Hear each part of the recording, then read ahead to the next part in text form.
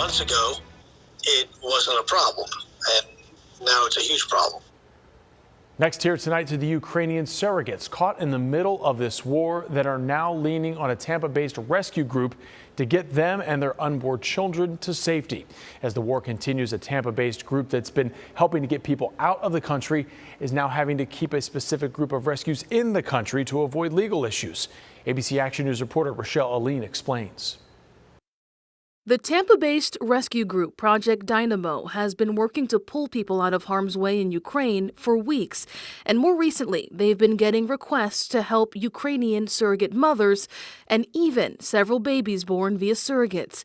We've blurred their faces because we haven't been able to speak with their parents. A lot of the surrogate mothers, they tend to be, for whatever reason, in the south and the east, which is where a lot of the violence and fighting is. One of the group's leaders, Brian Stern, is on the ground right now in Ukraine, and he says they're working hard to keep surrogate mothers in the country in a safe house. Surrogacy in the surrounding areas is either not welcomed or illegal. Roya Barrios is a Tampa Bay lawyer with expertise in reproductive law, and she tells me evacuating surrogates out of Ukraine right now is leading to some legal issues for the intended parents of those babies, like this. If they're evacuated to Poland, then the surrogate will be the legal mother of the child, and then the intended parent will have to adopt the child that's theirs. And it's a problem Barrios says we will likely continue to see more of. It's estimated that there's about 2,500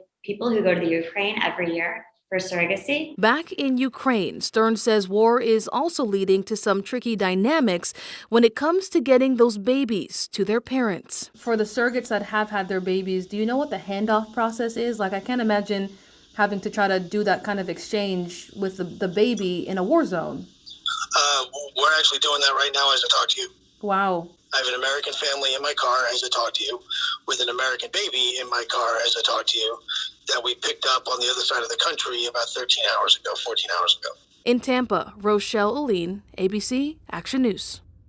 And Brian says those families are being driven to the Polish border where they can hopefully fly home with their baby. He also tells Rochelle that right now Project Dynamo has requests to rescue at least 100 other surrogate mothers in addition to their other rescue requests. And he says donations will help them get that done. For more information about that group and their donation process, head to abcactionnews.com.